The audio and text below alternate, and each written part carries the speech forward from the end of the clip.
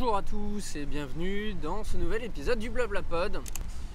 Aujourd'hui on va parler de droit, plus exactement de droit constitutionnel. C'est sur ma piste en fait. Désolé pour ce bruit de klaxon. Qu'est-ce qu'il veut? S'il était resté derrière moi, ça aurait été plus simple, sachant qu'il a le feu rouge de toute façon, mais bon, que voulez-vous? Je voulais parler de droit, justement, de Cour suprême en particulier, puisque dernièrement, il y a deux décisions, une au Canada et une aux États-Unis, qui personnellement me surprennent un peu. Et donc j'aimerais discuter, tout en sachant que je suis pas expert en droit, pas avocat, pas juriste, encore moins juge, et certainement pas du niveau de compétence des juges qui siègent aux cours suprêmes respectives du Canada et des États-Unis. Donc, loin de moi l'idée de prétendre avoir raison. Simplement, ça ne m'empêche pas d'avoir le droit à une opinion, certes différente, et si quelqu'un a une explication juridique, expliquant pourquoi j'arrive pas aux mêmes conclusions que les juges des deux cours suprêmes dont je vais parler, sur les deux affaires dont je vais parler, eh bien je suis tout oui, et je serai très content de l'apprendre, et pas du tout vexé, bien au contraire. Donc le premier cas, on en avait déjà discuté. En fait, dans le BlablaPod, il s'agissait du gâteau de la discorde, c'est-à-dire un pâtissier, en fait, tout simplement, qui avait refusé de vendre un gâteau de mariage à un couple gay, homosexuel, au principe que ça venait à l'encontre de ses croyances religieuses. Et mon propos, essentiellement, c'était que bien qu'il ait tous les droits tous les droits de culte et de religion auxquels il peut bien prétendre, son entreprise en revanche n'a aucun droit de ce genre. Les entreprises n'ont pas de liberté d'expression, les entreprises n'ont pas de liberté de conscience, de religion ou de quoi que ce soit.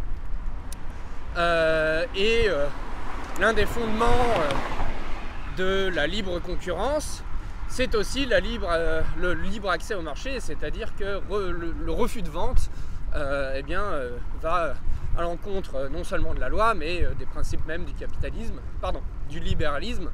C'est un tout petit peu différent. Et voilà. Et il se trouve que ce jugement, il s'est rendu jusqu'en Cour suprême des États-Unis. Alors attention, la Cour suprême n'a pas vraiment dit que cette personne-là avait le droit de refuser de vendre ce gâteau. Elle a simplement dit que les jugements précédents n'avaient pas tenu compte suffisamment de l'aspect religieux de la question.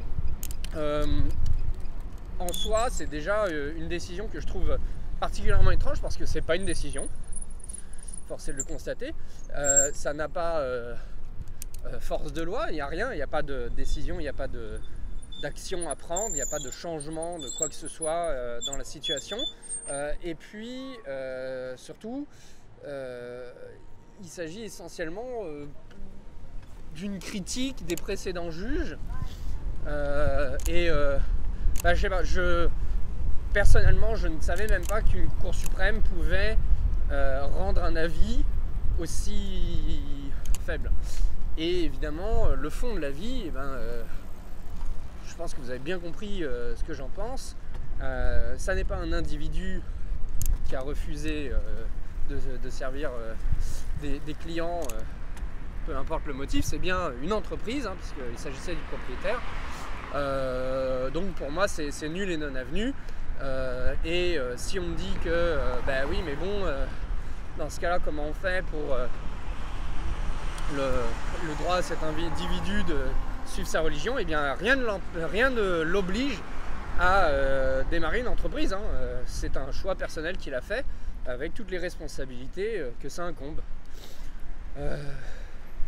Donc je suis assez perplexe sur le fond et la forme de l'avis rendu par la Cour suprême américaine. Ce qui m'embête, puisque ce sont des gens que j'estime être... On va faire une pause.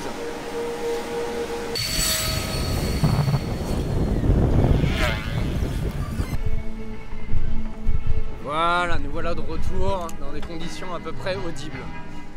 Bon, évidemment, il y a toujours quelqu'un au milieu d'une voie de circulation.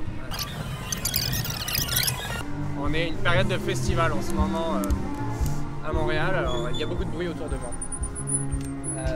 Donc des gens qui sont reconnus et appréciés des deux bords politiques de la société américaine. Et l'autre, qu'est-ce que tu fais?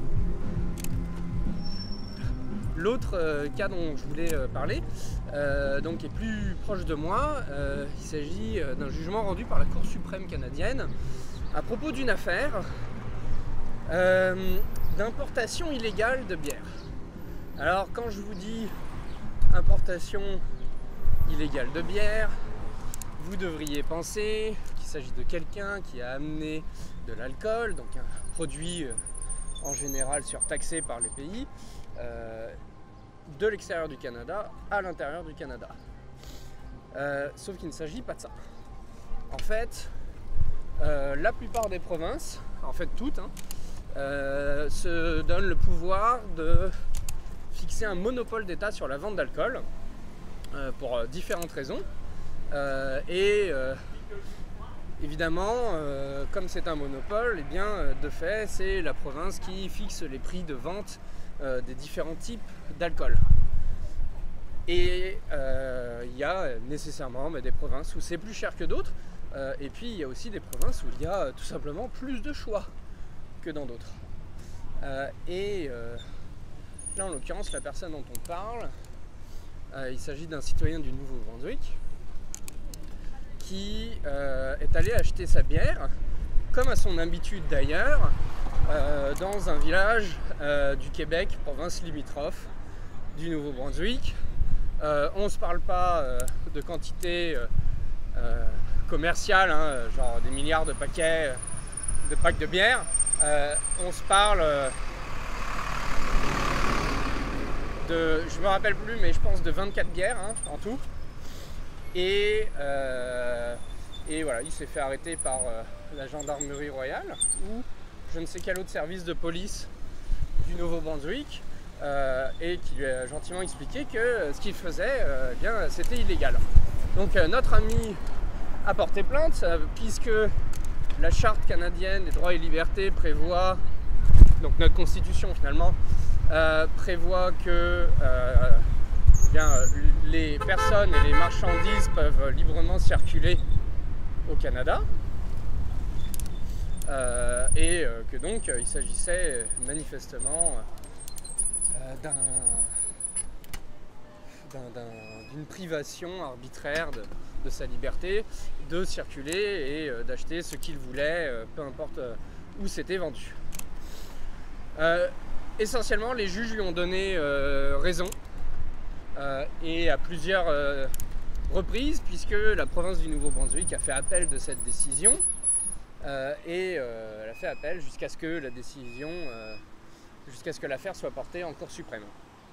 Et là, c'est là où ça se complique un petit peu, enfin pour moi, dans mon esprit, c'est que la Cour suprême a décidé que ça n'était pas illégal d'interdire aux gens d'amener telle ou telle marchandise d'une province à l'autre, que ça ne constituait pas une violation des libertés de ces personnes-là.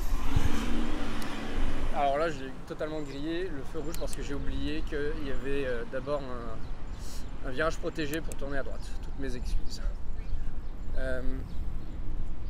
Au motif que donc la privation était somme toute mineure par rapport à la privation de liberté que la province aurait de fixer les règles de commercialisation de certains produits.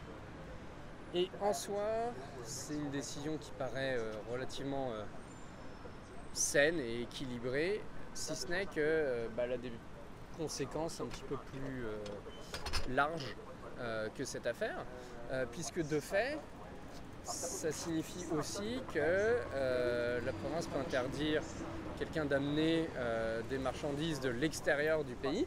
Alors ça, c'est une compétence fédérale, les services de douane.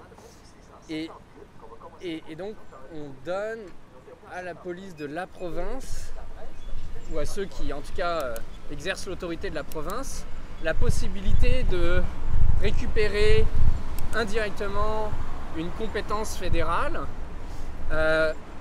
Et je vois pas comment c'est possible, comment ça fonctionne dans le fédéralisme canadien, puisque, voilà, encore une fois, une province, elle légifère pour sa province, elle ne peut pas interdire des choses qui se passent ailleurs, elle peut juste interdire des choses qui viennent d'ailleurs, elle ne peut pas faire de distinction entre ce qui vient du Canada et ce qui vient de l'extérieur, en tout cas pas à mon sens. Donc si c'est interdit de ramener de l'alcool de l'extérieur de la province, c'est interdit d'en ramener aussi des États-Unis. Et pour le coup, là, on marche complètement sur les plates-bandes du fédéral. Donc voilà, c'est deux affaires où j'ai vraiment du mal à comprendre la position de la Cour suprême, donc d'un côté du Canada et de l'autre côté des États-Unis. Et si pour vous c'est plus clair, eh bien, je suis très intéressé d'avoir votre avis. Voilà, qui met fin à cet épisode.